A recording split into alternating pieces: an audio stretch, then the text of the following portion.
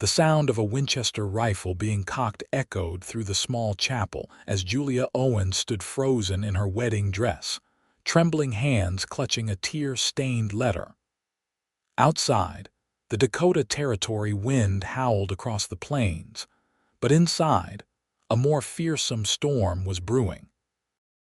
The man she was supposed to marry just hours ago, Richard Wilson, a banker with promises of stability and wealth, was gone, along with her family's savings, her dowry, and every last shred of her dignity. "I can't believe he's gone," Julia whispered, her voice breaking as she crumpled the hastily scrawled note. The few wedding guests still lingering shifted uncomfortably in the wooden pews. Most of the townsfolk had already filtered out, eager to spread gossip about the abandoned bride of Timber Creek. "He left me with nothing," she cried, her voice rising with the fury of a woman betrayed. 3 years I waited. 3 years I planned and saved and believed every word he said. The white satin of her gown caught the afternoon light streaming through the chapel windows, a cruel mockery of the joyful day she had imagined. Pastor Williams stepped forward, his weathered face creased with concern. "Julia, child, perhaps you should..."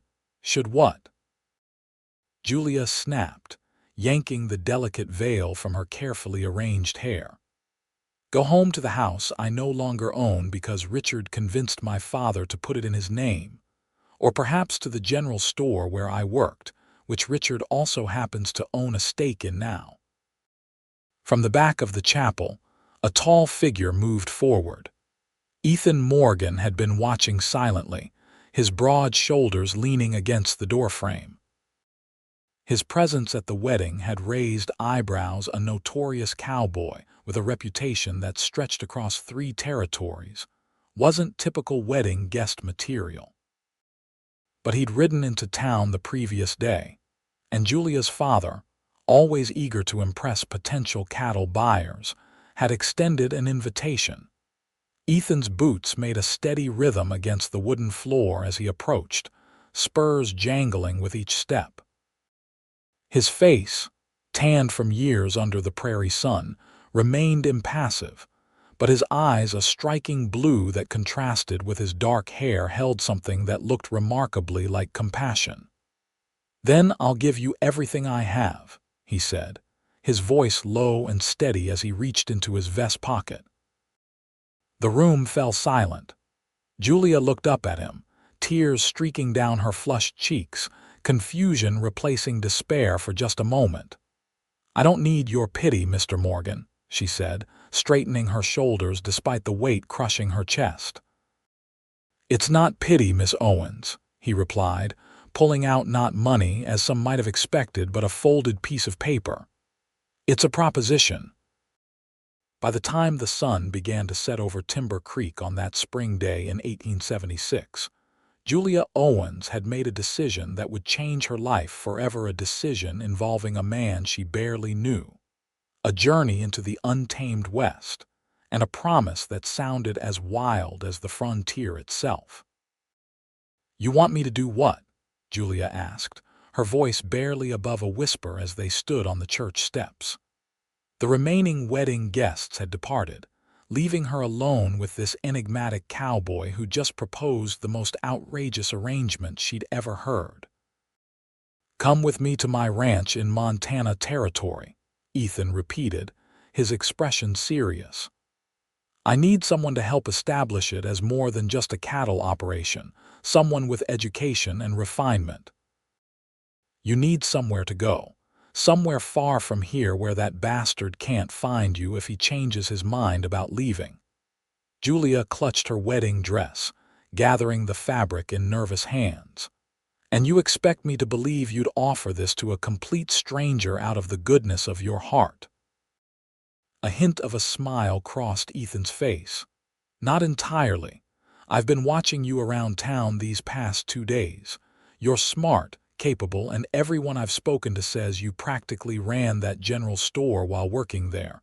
I need someone like you." "As what, Mr. Morgan?" "Your housekeeper." "Your..." She couldn't even say the word, her cheeks burning with indignation. "As my business partner," he clarified firmly. "Nothing more. You'll have your own quarters, your own income from the ranch profits, and my word that you'll be treated with respect. After a year, if you want to leave, I'll give you enough money to start fresh anywhere you choose." Julia studied him carefully. Ethan Morgan couldn't be much older than 30, but his eyes held the weathered look of a man who'd seen far more than his years should allow. His reputation as a skilled rancher preceded him, though whispers of his dangerous past as a gunslinger followed just as closely. "Why me?" she asked. "There must be plenty of women who would jump at the chance to partner with a successful rancher." Ethan's expression darkened slightly. "Most women looking to partner with a rancher are looking for marriage, Miss Owens. I'm not offering that. I'm offering an honest business arrangement with someone who needs a new start as badly as I need help building something that might outlast me." As the church bell tolled in the distance, Julia realized she had nowhere else to go. Her parents had moved to California last year after her father's health began to fail, leaving her with Richard's promises of a secure future. The home she'd grown up in was now legally Richard's property, as was her job security at the store. "Montana is wild country, Mr. Morgan," she said finally. "Yes, madam, it is," he agreed. "But from what I've seen today, you're not exactly faint of heart yourself." Despite everything, Julia felt a smile tug at her lips. "When would we leave, Dawn?" he replied without hesitation. "Pack only what you can carry. I'll handle the rest." That night, Julia slept in the back room of her friend Mary's millinery shop, her wedding dress folded away in favor of her most practical traveling clothes. As she stared at the ceiling, she wondered if she was making another terrible mistake, trading one uncertain future for another. But when she recalled the cold, calculating words in Richard's goodbye letter explaining how he'd found a wealthy widow in St. Louis with better prospects, she knew staying in Timber Creek would slowly kill her spirit. Dawn arrived with a chill that settled deep in Julia's bones as she met Ethan at the edge of town. He sat atop a powerful buckskin horse, leading a second mount, a pretty dapple gray mare and a heavily laden pack horse. "The gray's yours," he said by way of greeting. "Her name's Starlight." Julia approached the mare cautiously. "She's beautiful, but I'm not much of a rider." "You will be," Ethan replied with certainty.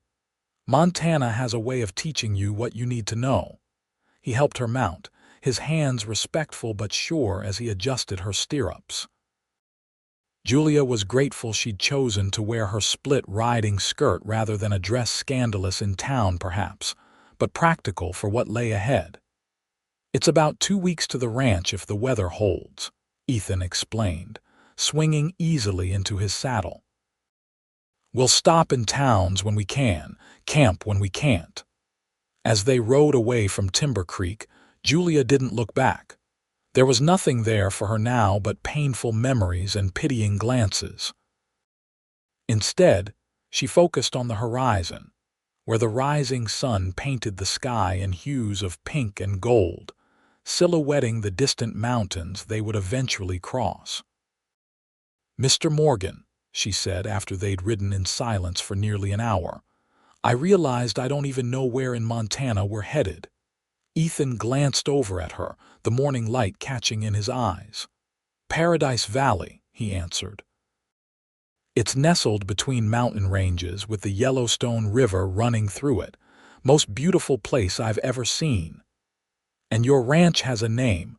For the first time, she saw something like pride soften his features. "Horizon Ranch. Because when I stand on the ridge above the main house, it feels like I can see forever." Julia nodded, finding unexpected comfort in the quiet passion in his voice. Whatever else Ethan Morgan might be, gunslinger, drifter, or hardened cowboy, he was a man who had found his place in the world. Perhaps, if she was lucky, she might find hers too. The first few days of travel passed in relative silence. Julia discovered muscles she never knew existed as her body adjusted to hours in the saddle. Ethan was a patient teacher, showing her how to care for Starlight, how to read the terrain, and how to make camp efficiently when they stopped for the night. On the fourth evening, as they sat across from each other at a small campfire, Julia finally gathered the courage to ask what had been on her mind. "The people in Timber Creek seemed afraid of you," she said, watching him closely. "Why is that?" Ethan continued turning the rabbit he was roasting over the fire before answering. "Because I've killed men." His bluntness startled her, but Julia refused to show it. "In self-defense, mostly," he replied, meeting her gaze directly.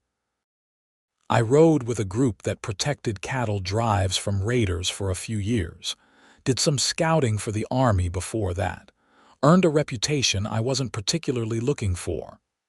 And now I raise cattle and horses," he said simply. "Haven't drawn my gun in anger in over 2 years." Julia absorbed this information, weighing it against what she'd observed of him. He was calm, deliberate in his movements, and despite his reputation, she'd never once felt threatened in his presence. "The rabbit's ready," he said, effectively ending the conversation as he divided the meat between them. That night, as Julia wrapped herself in her bedroll a respectable distance from Ethan's, she wondered about the complexities of this man who'd offered her a new beginning.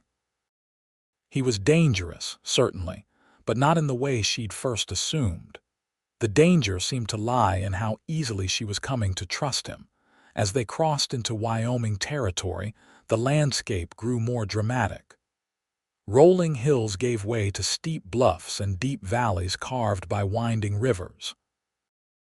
They encountered other travelers, occasionally homesteaders in wagons, solitary riders who nodded greetings without stopping, and once, a small band of Crow Indians who exchanged brief but respectful words with Ethan in a language Julia didn't understand. "You speak their language?" she asked in surprise after the riders had disappeared over a ridge. "Enough to get by," Ethan replied. "Spent some time with the Crow when I first came west. They know this country better than any white man ever will." "What did they say?" "They warned us about a group of horse thieves operating near the border, said we should be careful." Julia felt a flutter of anxiety. "Are we in danger?" Ethan's hand moved unconsciously to the revolver at his hip. "There's always some kind of danger out here, Miss Owens. But most trouble can be avoided if you keep your eyes open and your wits about you." That evening they reached a small settlement with a trading post and a rudimentary hotel. Julia nearly wept at the prospect of sleeping in a real bed, however humble, and perhaps having a proper bath. The hotel owner's wife, a plump, cheerful woman named Mrs. Peterson, took one look at Julia's travel-worn appearance and immediately offered the use of their private bath behind the kitchen. "You poor dear," she clucked, helping Julia fill the copper tub with steaming water. "Traveling all this way with only that frightening-looking man for company. Is he treating you properly?" Julia smiled, too tired to correct the woman's assumptions. "Mr. Morgan has been a perfect gentleman, I assure you." Mrs. Peterson didn't look convinced. "Well, you'll have your own room here with a good, strong lock on the door. My husband doesn't hold with any impropriety in his establishment." Later, clean and wearing her one spare dress, Julia joined Ethan for supper in the small dining room. She noticed how conversations quieted when they entered, how men's hands moved closer to their weapons when Ethan passed by. "Does it bother you?" she asked quietly as they ate a simple but hearty stew. "The way people react to you," Ethan shrugged, his expression unreadable. "Used to, not anymore. Makes life simpler when folks keep their distance." "Is that why you live so far from towns? To keep your distance?" Something shifted in his gaze then, a momentary glimpse of vulnerability that vanished as quickly as it appeared. "I live where I do because it's where I belong, Miss Owens. Some people are meant for civilization, others aren't." "And which am I?" she asked, genuinely curious about his assessment. Ethan studied her for a long moment. "That's something you'll have to figure out for yourself." That night, Julia lay awake in her small but clean room, listening to the unfamiliar sounds of the frontier settlement. From somewhere down the hall, she could hear raucous laughter from the saloon attached to the hotel. Outside, horses nickered in the corral and the wind whistled through the poorly sealed window frame. She thought about Richard, about the life she'd planned with him in Timber Creek, orderly, predictable, respectable. Then she thought about the vast expanses they'd crossed over the past days, the breathtaking beauty of landscapes untamed by human hands. There was fear in such wildness, yes, but also a strange, exhilarating freedom. Morning came with new determination. When she met Ethan downstairs, dressed again in her practical riding clothes, she noticed the appraising look he gave her. "You look rested," he commented, tipping his hat slightly. "I feel better," she admitted. "How much further to Montana?" "About a week if we keep a good pace." He hesitated, then added, "There's a shortcut through the mountains that would save us 2 days, but it's rougher terrain." Julia straightened her shoulders. "I can handle rough terrain, Mr. Morgan." For the first time, she saw a genuine smile break across his face, transforming his stern features into something unexpectedly handsome. "I believe you can at that, Miss Owens." They left the settlement behind, heading northwest toward the jagged peaks that marked the Montana border. As they rode, Julia found herself observing Ethan more closely, the confident way he sat his horse, the alert watchfulness of his eyes constantly scanning their surroundings, the surprising gentleness of his hands when he helped her navigate difficult passages. On their 8th day of travel, disaster struck.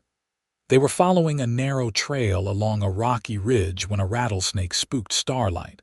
The mare reared suddenly, throwing Julia backward. She felt a moment of weightless terror before hitting the ground hard, tumbling several yards down a steep incline before coming to rest against a boulder. Pain exploded through her left ankle, and the world spun sickeningly around her. Through a haze, she heard Ethan shouting her name, then the sound of boots scrambling down the slope toward her. "Julia!" His voice was tight with concern as he knelt beside her, his hands moving carefully over her limbs. "Where are you hurt?" It was the first time he'd called her by her first name, she realized dimly. "My ankle," she gasped. I think it might be broken." Ethan gently examined her ankle, his touch causing her to bite back a cry of pain. "Not broken," he determined after a careful assessment. "But badly sprained. You can't ride like this." Julia felt tears of frustration welling in her eyes. "I'm sorry, I should have been more careful." "No," he said firmly. "Accidents happen out here. It's not your fault." He looked up at the sky, measuring the remaining daylight. "We're going to make camp here tonight. In the morning, we'll figure out what to do." With efficient movements, Ethan created a comfortable camp, gathering soft pine boughs for her to rest on and building a fire larger than their usual ones to ward off the spring chill. He fashioned a compress of cool water from a nearby stream and wrapped her ankle carefully, his large hands surprisingly deft. "Thank you," Julia said, watching him work. "I'm not used to being helpless like this." Ethan looked up, his eyes reflecting the firelight. "You're anything but helpless, Miss Owens. I've known men who would be crying like babies with an injury like that." Despite the pain, she smiled. "I thought we were past Miss Owens when you were shouting Julia earlier." A faint flush colored his cheeks. "Force of habit in an emergency," he said gruffly. "But if you prefer Julia—" "I do," she said softly. And you're Ethan, not Mr. Morgan, he nodded, an unspoken agreement passing between them. You should try to sleep, he advised, arranging her bedroll. We'll need to leave at first light. Julia awoke before dawn to find Ethan already breaking camp, moving with quiet efficiency in the pre-dawn light. Her ankle throbbed painfully as she tried to sit up. Don't try to stand, he cautioned, bringing her a cup of strong coffee. I've figured out how we're going to travel. How? She asked, dreading the answer. You'll ride with me, he explained. My horse can carry us both, and we'll lead Starlight along with the pack horse. Julia's cheeks warmed at the thought of being pressed against him for hours. Is that proper? Ethan's mouth quirked in a half-smile. Proper isn't always practical out here. It's either that, or we stay put for a week while you heal.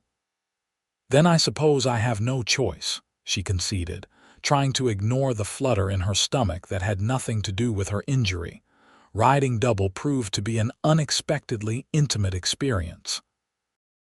Positioned in front of Ethan, Julia was acutely aware of his solid chest at her back, his arms reaching around her to hold the reins, the steady rhythm of his breathing. By midday, she'd relaxed enough to lean back against him when the trail grew steep, accepting his strength as a necessity rather than an impropriety. Tell me about Horizon Ranch, she requested as they crossed a high meadow bursting with early spring wildflowers. What am I going to find there? She felt Ethan's chest expand as he took a deep breath. It's still rough around the edges, he admitted. The main house is solid but simple, 4 rooms with a good stone fireplace. There's a bunkhouse for the hands, a barn, corrals, and a small blacksmith shop. I've got about 1,000 head of cattle and 30 horses, with good grazing land and water rights. And what exactly do you expect me to do there? Julia asked, genuinely curious. Help me make it a real home, he answered, his voice quiet near her ear. Keep the books, manage supplies, maybe start a kitchen garden. Eventually, I want to expand, maybe build a proper ranch house with room for the future. Something in his tone made Julia turn slightly, trying to see his face. What future did you have in mind when you bought the place? Ethan was silent for several long moments. I always thought I'd have a family someday, he finally said. A wife, children, legacy that wasn't built on the reputation of my gun. Julia faced forward again, absorbing his words. And now? Now I'll settle for building something worthwhile, he replied, a note of resignation in his voice. Not all dreams come true, Julia. She thought of her own shattered dreams, the simple life she'd planned with Richard, the children she'd hoped to have, the security she'd believed in. No, she agreed softly. They don't. They made camp early that evening, Ethan selecting a sheltered spot near a small spring. Julia's ankle felt marginally better, though still too weak to bear her full weight. As the sun set, casting long shadows across their camp, she found herself watching Ethan as he prepared their meal, noting how firelight softened the hard angles of his face. You're staring, he observed without looking up from the pan of beans and bacon he was cooking. Julia didn't deny it. I'm trying to reconcile the man who offered to help a stranger with the gunslinger everyone seems to fear. Ethan stirred the food thoughtfully. Maybe they're the same man. Maybe the things I've done and seen are exactly why I stopped to help you. What do you mean? He set aside the cooking utensils and faced her directly. I've watched good people suffer because they were in the wrong place at the wrong time. I've seen how quickly life can turn from peaceful to violent. When I saw you standing in that church, betrayed by a man who should have protected you, I recognized something I've felt myself. And what's that? Julia asked, barely breathing. The determination not to let the worst day of your life define you, he said simply. Something shifted between them in that moment, not quite intimacy, but a deeper understanding. Julia saw Ethan not as the dangerous cowboy or her reluctant savior, but as a man who had faced his own demons and chosen to build rather than destroy. The next few days passed in a similar pattern. They traveled more slowly with Julia riding double, but Ethan never complained about the delay. Each evening, he checked her ankle, his touch clinical but gentle, noting with satisfaction as the swelling gradually subsided. On the morning of their 12th day of travel, they crested a hill to find a spectacular vista spread before them. A wide valley stretched into the distance, cradled by mountain ranges on either side. A river wound like a silver ribbon through vibrant green pastures, and in the distance, Julia could make out clusters of buildings that must be settlements. "Paradise Valley," Ethan announced, a note of pride in his voice. And there, he pointed to the western side of the valley where the land rose gently toward the mountains. "That's Horizon Ranch." Even from this distance, Julia could see a collection of structures nestled against the backdrop of pine-covered slopes. Smoke rose from what must be a chimney, and she could make out the shapes of cattle grazing in nearby pastures. "It's beautiful," she breathed, meaning it. After so many days of travel, the sight of their destination filled her with unexpected emotion. "We'll be home by sundown," Ethan said, spurring his horse forward. Home. The word lingered in Julia's mind as they descended into the valley. This wasn't her home, it was a temporary arrangement, a business proposition, a year-long commitment before she could move on with her life. Yet something about Ethan's quiet confidence made her wonder what it might be like to truly belong in such a place. As they approached the ranch, Julia noticed 3 riders coming out to meet them. Ethan raised his hand in greeting, and the men responded in kind. "My foreman and 2 of my hands," he explained. "They weren't expecting us for another few days."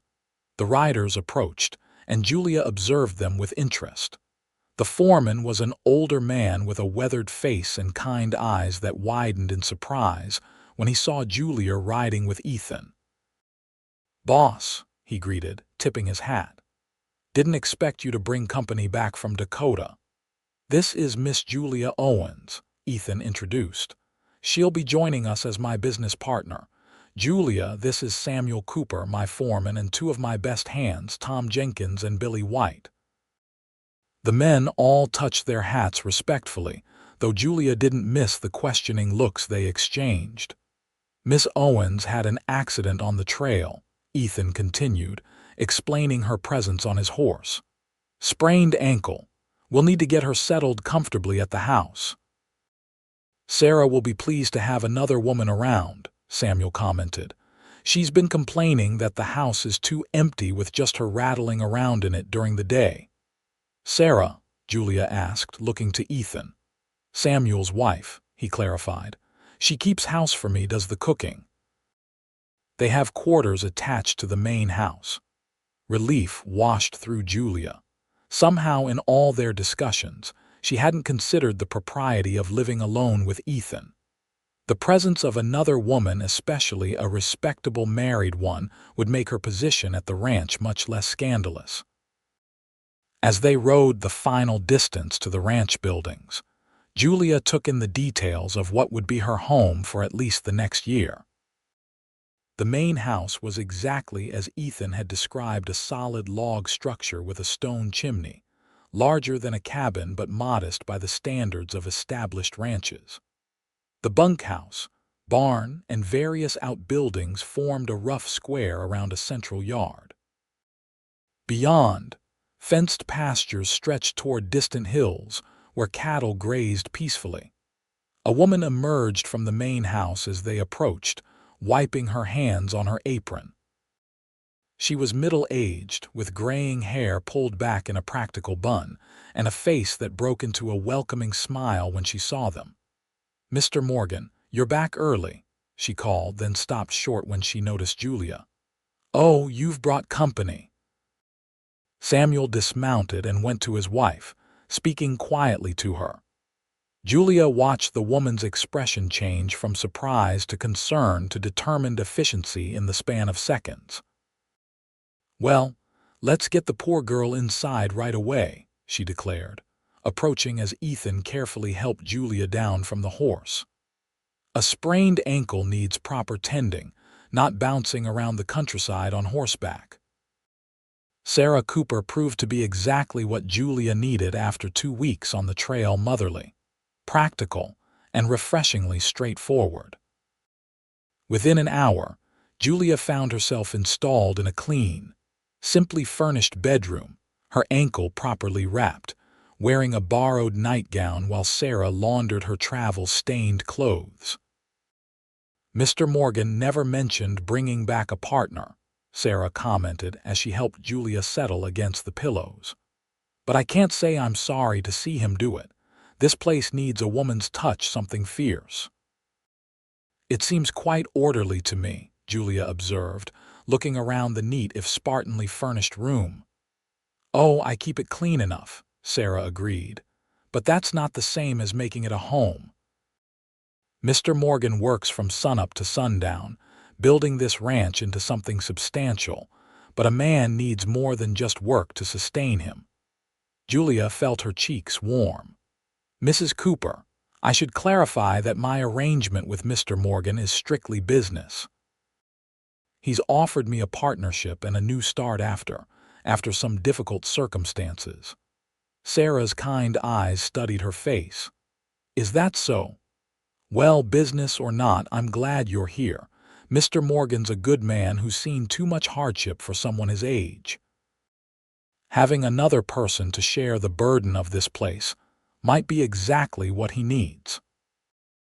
After Sarah left, Julia lay in the unfamiliar bed, listening to the sounds of the ranch, distant lowing of cattle, men's voices calling to each other as they worked, the clang of metal from what must be the blacksmith shop.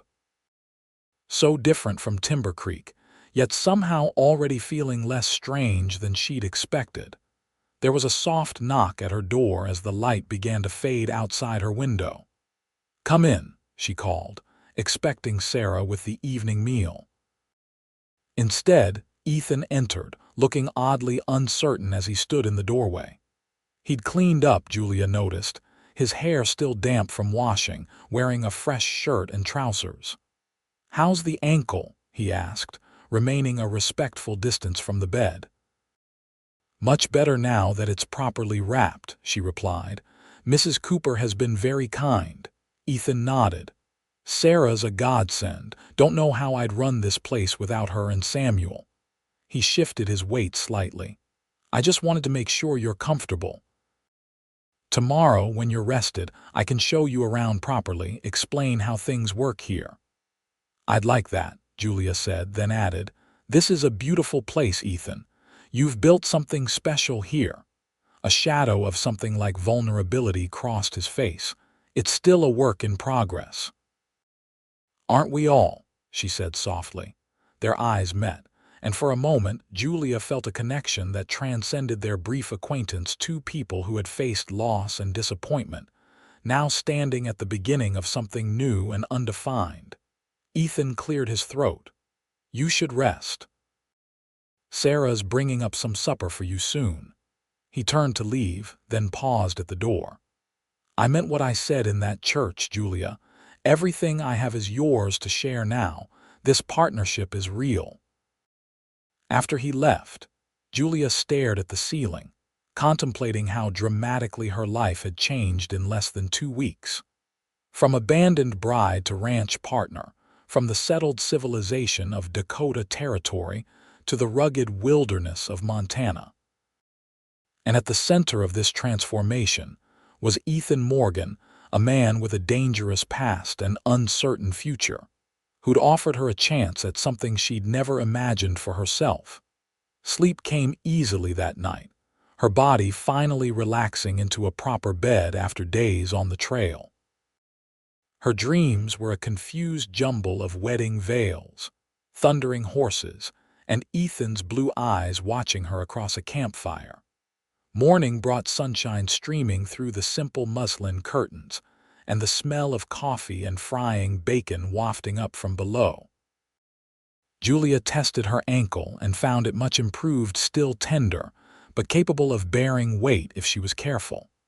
Sarah had laid out her freshly laundered clothes, and Julia dressed slowly, wanting to look presentable for her first full day at Horizon Ranch.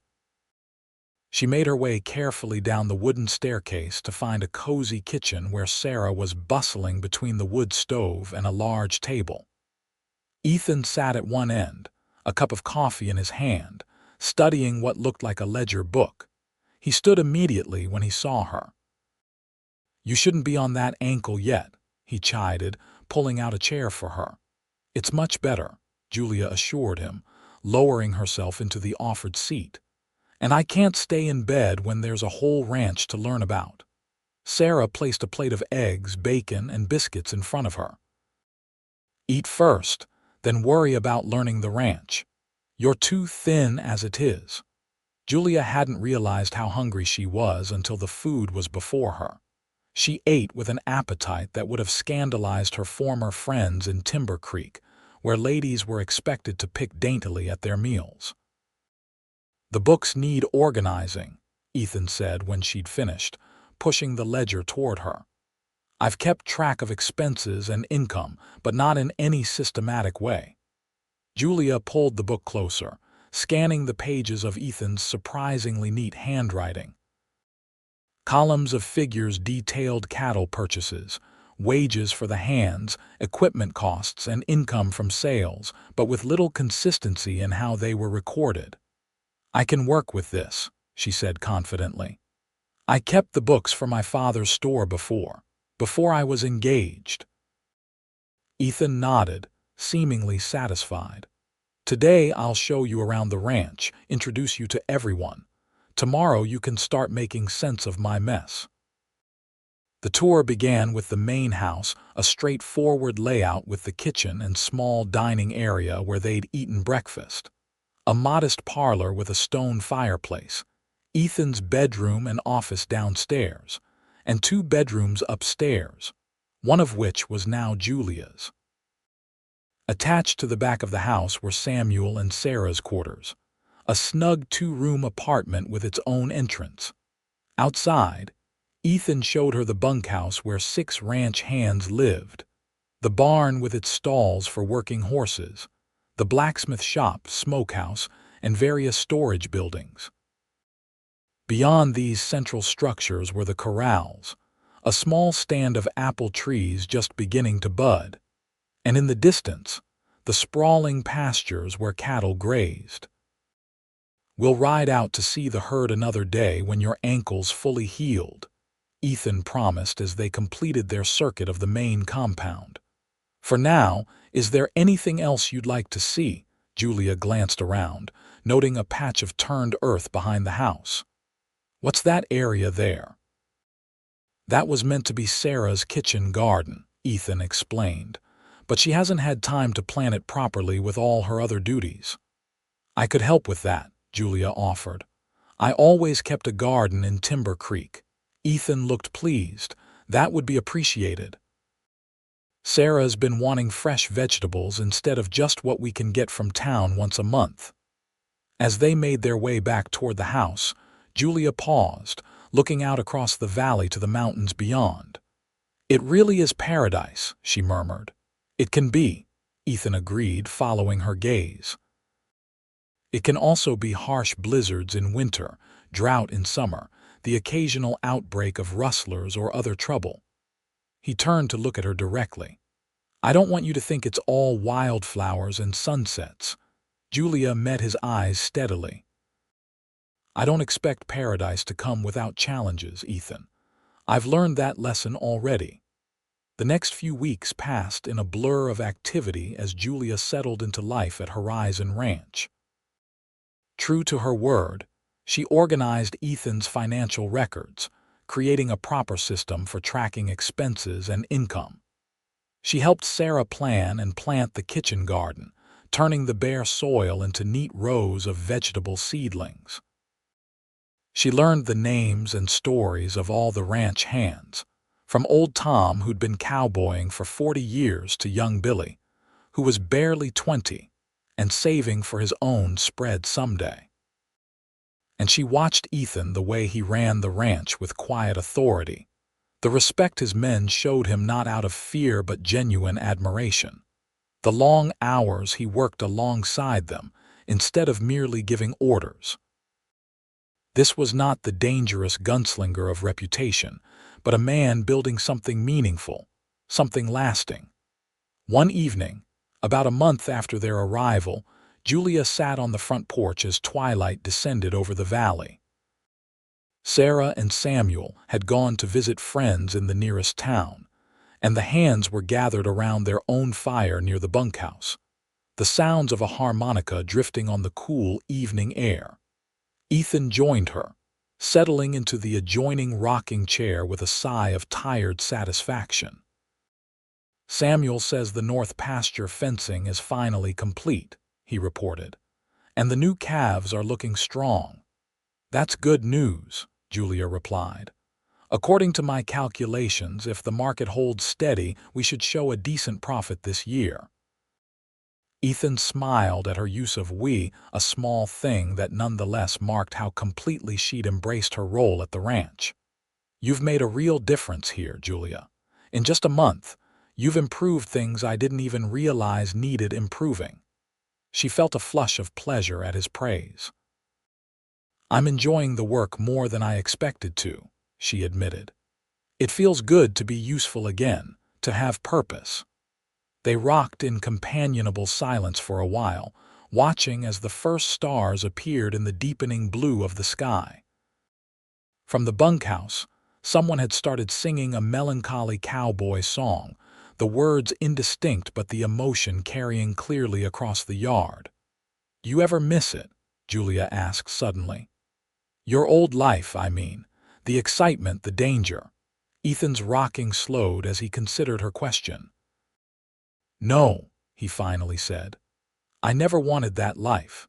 It found me when I was too young to know better, and by the time I realized what it was costing me, I was already known for it." "What made you decide to change, to buy this ranch and start over?" His face grew somber in the fading light.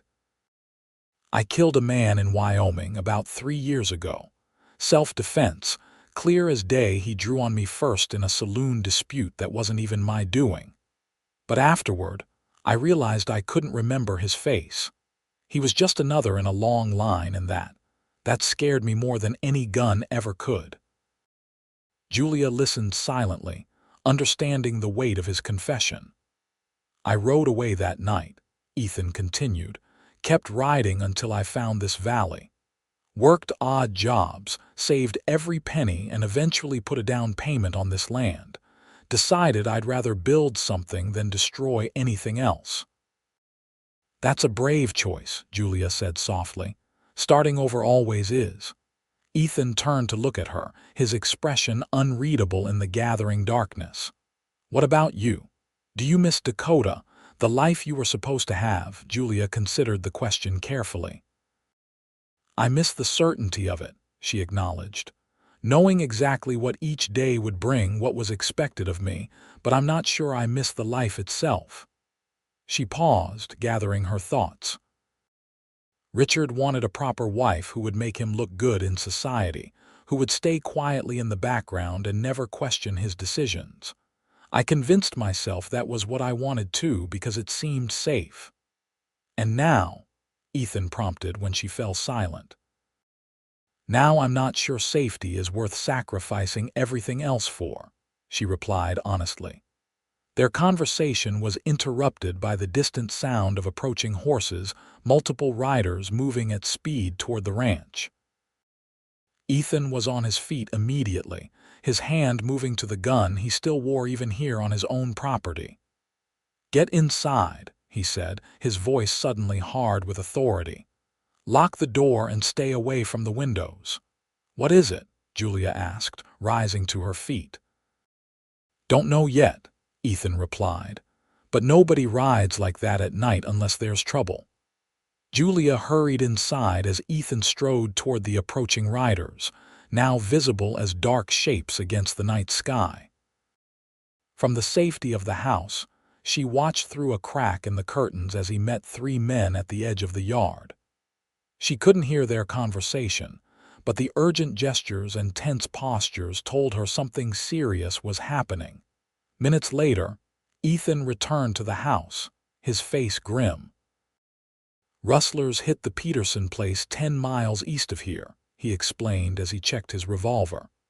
"Ran off half their herd and shot one of their hands, sheriffs forming a posse to go after them." "You're going?" Julia asked, already knowing the answer. Ethan nodded, not meeting her eyes. "I have to. The Petersons are good people, and if these rustlers get away with it, every ranch in the valley becomes a target." He strapped on a second gun belt she'd never seen him wear before. "Samuel should be back by morning. Tell him what's happened and that I've gone with the sheriff's posse." "Be careful," Julia said, unable to hide the concern in her voice. Ethan paused at the door, finally looking at her directly. "I will. This isn't like before, Julia. I'm not riding out looking for trouble. I'm protecting what's mine, what's ours." After he left, Julia found sleep impossible. She paced the house, checking doors and windows repeatedly, jumping at every sound from outside. The hands had been alerted and were keeping watch around the property, but their presence provided little comfort as she imagined Ethan facing danger in the darkness. By morning, there was still no word. Samuel and Sarah returned as expected, alarmed to hear what had happened. Samuel immediately organized the hands to strengthen security around the ranch, particularly near the cattle herds, while Sarah tried to distract Julia with household tasks. "Worrying won't bring him back any faster," the older woman advised kindly. "And Mr. Morgan knows how to handle himself in trouble. There's not a better man to have in a fight in this whole territory." "That's what concerns me," Julia admitted. "I'm afraid he'll fall back into his old ways." Sarah's eyes softened with understanding. "You care for him," she observed. It wasn't a question. Julia felt her cheeks warm. "He's my partner. Of course I'm concerned." "MMHMM," Sarah murmured, clearly unconvinced. "Well, partner or whatever else he might become, Ethan Morgan is not the same man who built his reputation with a gun. He's found something worth more than that life here." The day dragged endlessly. Julia tried to focus on her account books, but the figures blurred before her eyes. She attempted to work in the garden, but found herself constantly looking up at every sound. By evening, with still no sign of Ethan or the posse, her nerves were stretched to breaking point. She was sitting on the porch again, watching the road when Samuel approached from the bunkhouse. "You should get some rest, Miss Julia," he suggested gently. "We'll keep watch and I'll wake you the moment there's any news." Julia shook her head. "I couldn't sleep anyway." Samuel settled onto the porch step, his weathered face thoughtful. "Mr. Morgan's a cautious man these days," he said after a while. "He doesn't take unnecessary risks anymore. You've known him a long time, since before he bought this place," Samuel confirmed. "I was working a ranch near Cheyenne when he drifted through, looking for honest work. Owner was short-handed and took him on despite his reputation. Proved himself the hardest worker and best horseman I'd ever seen." Julia listened, hungry for details of Ethan's life before she knew him. "When he decided to start his own place, he asked if Sarah and I wanted to come along," Samuel continued. "Said he needed people he could trust, people who saw him for who he was trying to become, not who he'd been." "And you believed in him?" Julia asked. Samuel nodded. "Some men talk about changing their ways. Ethan Morgan actually did it. Every day, every decision, building this place from nothing but hard work and determination." He glanced at her. "Until he brought you back, I'd never seen him do anything impulsive." "Impulsive?" Julia questioned. "He said he needed a business partner." Samuel's mouth quirked in a small smile. Mr. Morgan's never needed a partner for anything in his life. Man's as self-sufficient as they come. He stood, stretching his back. No, Miss Julia, he brought you here for some other reason, even if he hasn't admitted it to himself yet. Before Julia could process this revelation, a shout came from one of the hands posted as lookout. "Riders coming. It's the boss." Julia was on her feet instantly, straining to see through the darkness. A group of horsemen approached slowly, and as they came into the light cast by the ranch house lanterns, she could make out Ethan at the front, slumped slightly in his saddle but upright. She rushed down the steps as they entered the yard, her heart pounding. Ethan dismounted stiffly, and in the lantern light she could see a blood-stained bandage on his left arm. "You're hurt," she gasped, reaching toward him instinctively. "It's nothing," he said, his voice rough with exhaustion. "Bullet grazed me, that's all." Sheriff Davis, who had ridden in beside Ethan, dismounted as well. "Wouldn't call it nothing," he corrected. "Man took that bullet pushing me out of the way when the shooting started." "Did you catch the rustlers?" Samuel asked, coming forward to take Ethan's horse. The sheriff nodded grimly. "Got most of them. 2 dead, 3 captured. They won't be bothering this valley again." He turned to Ethan. "Get that arm looked at properly, Morgan, and thank you." As the other riders dispersed, Julia took Ethan's good arm. "Come inside. Sarah will have hot water ready, and I can clean that wound." He allowed her to lead him into the house, his usual energy subdued by fatigue and pain. In the kitchen, Sarah had indeed prepared hot water, clean cloths, and the ranch's medical supplies. She took one look at Ethan's arm and clucked her tongue. "Men and their heroics," she muttered, but her eyes were kind. "I'll leave you to tend him, Miss Julia. Call if you need help." Alone with Ethan, Julia carefully removed the makeshift bandage to reveal an angry furrow across his upper arm where the bullet had torn through flesh but, thankfully, missed bone. "This needs stitching," she said, examining the wound. Ethan nodded. "I know. There's catgut and a curved needle in the medical box." Julia looked up in surprise. "You expect me to do it?" "Unless you'd rather wait for the doctor to ride out from town tomorrow," he replied with a hint of his usual dryness. Taking a deep breath, Julia prepared the needle and catgut. She'd assisted the doctor in Timber Creek occasionally when extra hands were needed, but had never stitched a wound herself. Still, the principle was the same, and Ethan's steady trust in her abilities bolstered her confidence.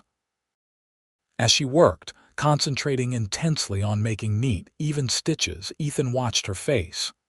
"You were worried," he observed quietly. Julia didn't look up from her task. "Of course I was worried. You rode off to confront armed rustlers in the middle of the night. I had to go." "I know," she acknowledged, tying off the final stitch. "That doesn't mean I had to like it."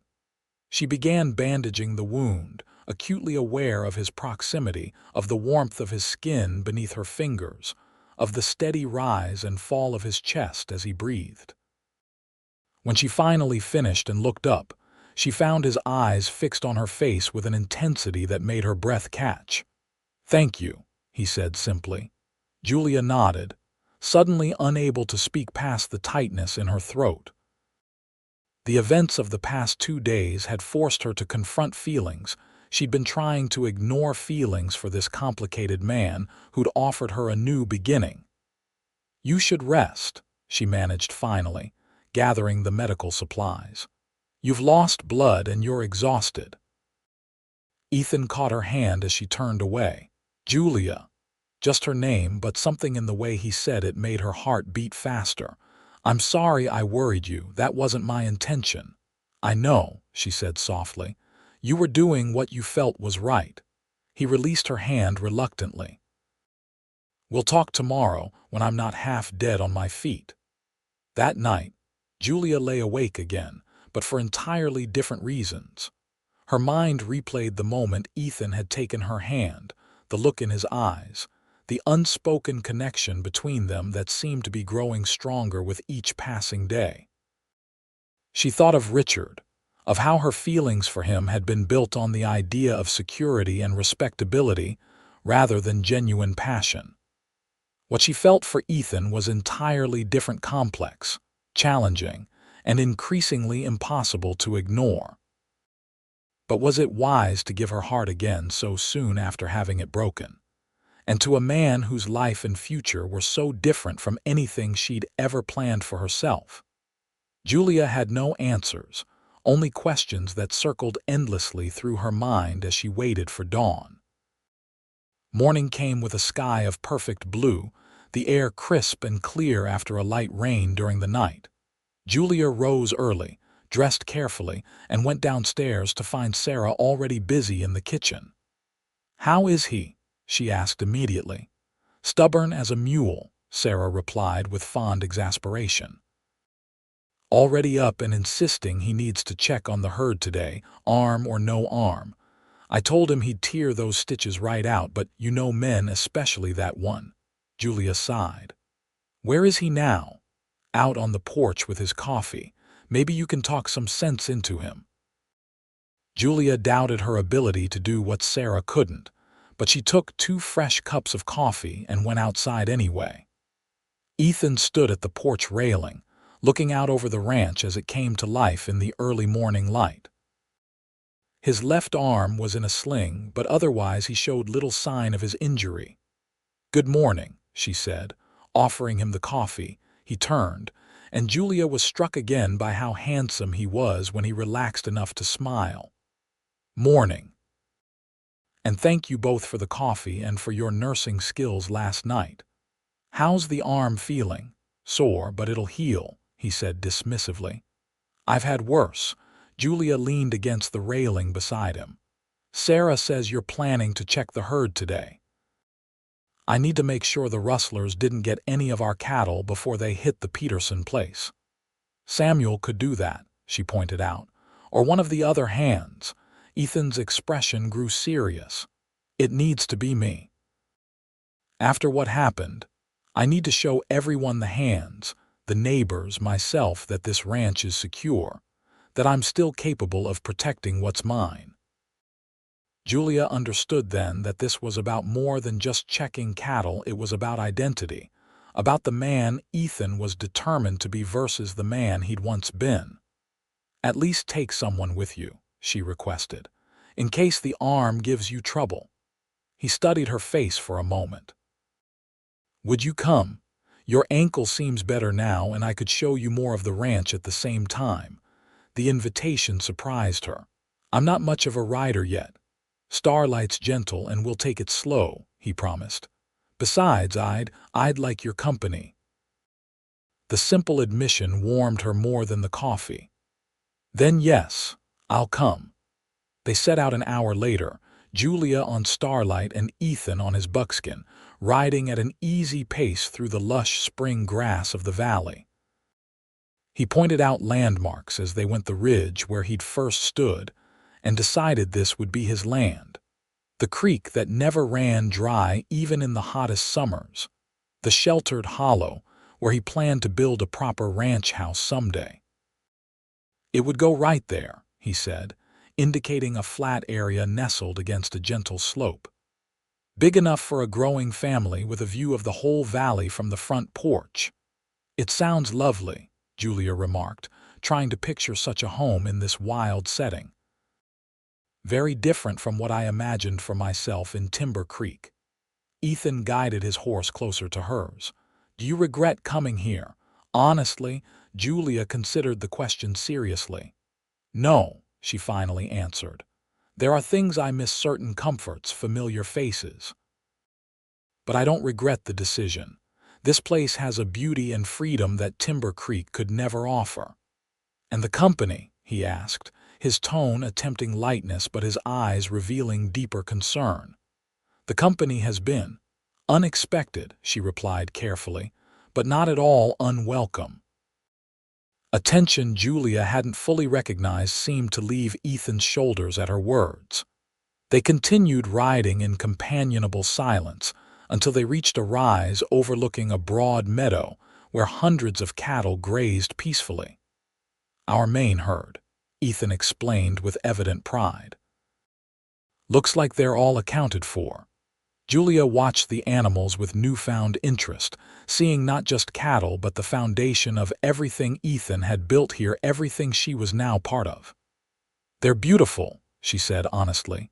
Ethan laughed, the sound warm and genuine. "Not many women would call a bunch of longhorns beautiful, but I'm glad you think so."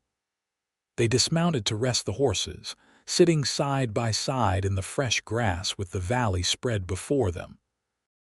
Julia found herself studying Ethan's profile, the strong line of his jaw, the slight crinkles at the corners of his eyes that spoke of squinting into western suns. "What made you offer me partnership that day in the church?" she asked suddenly. "The truth, Ethan." "Not just about needing help with the books." He was quiet for so long that she thought he might not answer. When he finally spoke, his voice was low and reflective. "When I saw you standing there in your wedding dress, abandoned and betrayed but still holding your head high, I recognized something in you that I've spent years looking for." He turned to meet her eyes directly. "Courage. Not the kind that makes a person fast with a gun, but the kind that keeps you standing when everything you believed in falls apart." Julia felt her heart quicken at his words, at the sincerity in his gaze. "I needed that kind of courage here," he continued. "Not just for the ranch, but for myself. I've been building this place, making it successful, but I realized that day in the church that I was still missing the most important part." "Which is what?" Julia asked softly. "Someone to share it with," Ethan answered simply. "Someone who sees the man I'm trying to be, not the one I used to be." The honesty of his confession left Julia momentarily speechless. Before she could formulate a response, Ethan stood abruptly, wincing slightly as the movement jostled his injured arm. "We should head back," he said, his tone suddenly businesslike. "Storm clouds building over the mountains. Don't want to get caught out here if it turns bad." Julia looked where he indicated and saw dark clouds gathering to the west. She allowed him to help her mount Starlight again, acutely aware of his touch, brief as it was. As they rode back toward the ranch, she tried to process what he'd shared and what it might mean for their future. They made it back just as the first raindrops began to fall, heavy and cold. By the time they reached the barn, the sky had opened up completely, rain hammering down on the roof as they unsaddled the horses. "Perfect timing," Ethan commented, rubbing down his buckskin with his good arm. "Another 10 minutes and we'd have been soaked through." Julia finished caring for Starlight, applying the lessons Ethan had taught her over the past month. As she hung up the saddle, a crack of thunder directly overhead made her jump, instinctively moving closer to Ethan. He steadied her with his hand at her waist, and suddenly the space between them seemed charged with more than just the electricity in the air.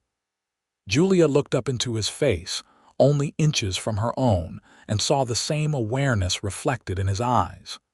"Julia," he began, his voice rough. "What I said out there by the herd, did you mean it?" she interrupted, needing to know. "Every word," he confirmed. "But I had no right to speak that way. Our arrangement is business, and I promised you'd be treated with respect." "You have respected me," Julia assured him. "More than anyone ever has." Another crash of thunder, and the rain intensified, drumming against the barn roof like 1,000 impatient fingers.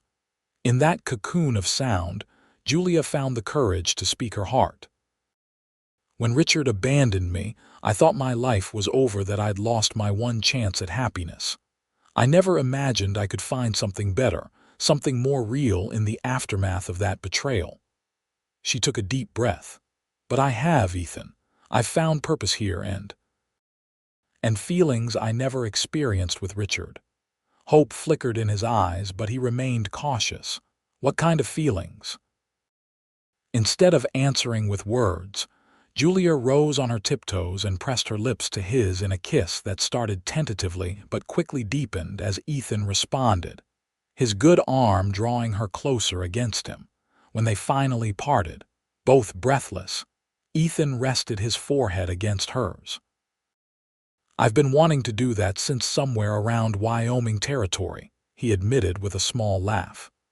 "Why didn't you?" Julia asked, her hand still resting on his chest, feeling the steady beat of his heart. "Because you deserve time," he answered honestly. "Time to heal from what happened, time to be sure of what you wanted. I didn't want to be something you turned to out of necessity rather than choice." The consideration in his words, the respect he showed for her feelings even at the cost of his own, confirmed everything Julia had come to believe about this man. "I'm sure now," she told him, looking directly into his eyes. "This isn't about necessity or gratitude. It's about who you are, Ethan Morgan, and who I've become since meeting you." They might have stayed in that moment forever if not for Sarah's voice calling from the house, announcing that supper was ready. Reality intruded, reminding them of responsibilities and propriety. "We should go in," Ethan said reluctantly. "Before Sarah sends out a search party."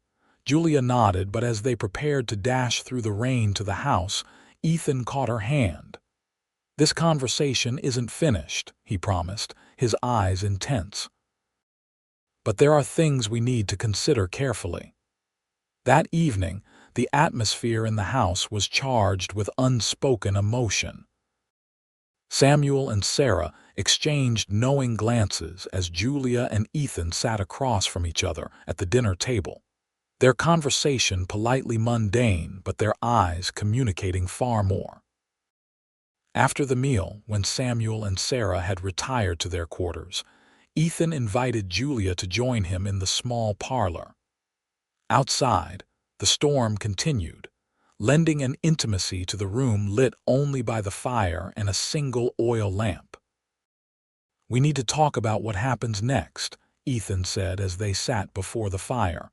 "About us, about the ranch, about what you want for your future." Julia appreciated his directness. "I want to stay," she stated simply. "Not just for the year we agreed upon, but permanently." Hope flashed across his face. "As my partner?" "As whatever we decide to be to each other," she replied. "I care for you, Ethan, more than I thought possible after what happened with Richard, but I also want to be sure we're both entering this with our eyes open." Ethan nodded thoughtfully. "Life here will never be easy, Julia. We'll have good years and bad ones. There will be more rustlers, more storms, more challenges I can't even predict." "I know," she acknowledged, "but we'll face them together, won't we?" "Yes," he promised without hesitation. "Together." He paused, gathering his thoughts.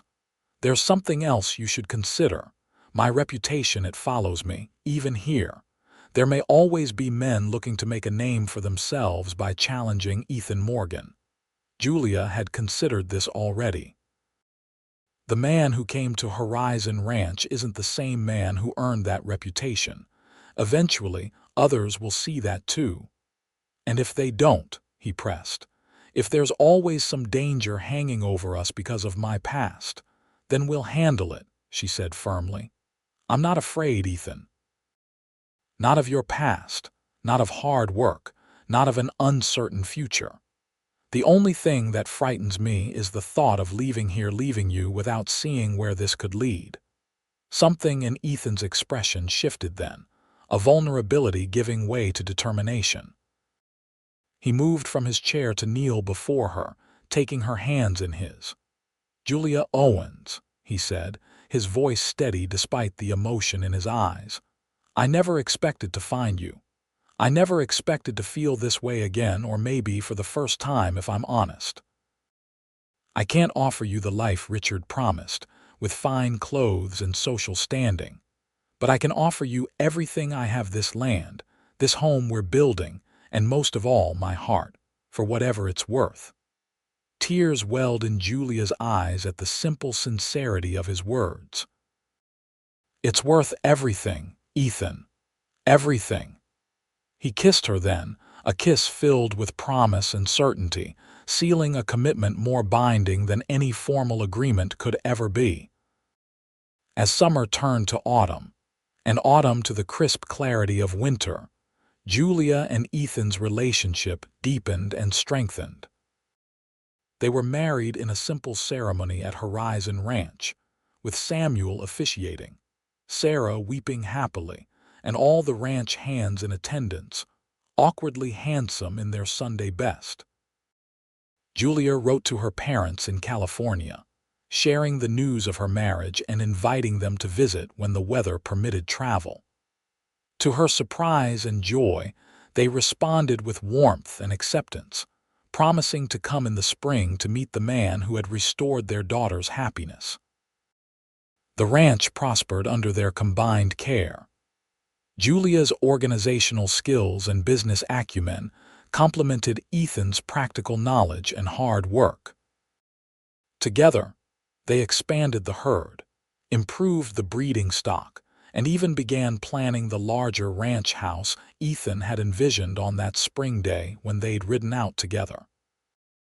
On a clear December evening, as snow blanketed the valley in pristine white, Ethan and Julia stood on the porch of their home, wrapped in a shared blanket against the cold.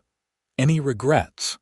Ethan asked, his arm around her waist, holding her close. Julia leaned her head against his shoulder, considering the question. She thought of Timber Creek, of the narrow life she'd nearly accepted there. She thought of Richard's betrayal, which had seemed like an ending but had actually been the beginning of something far more precious. "Not a single one," she answered truthfully.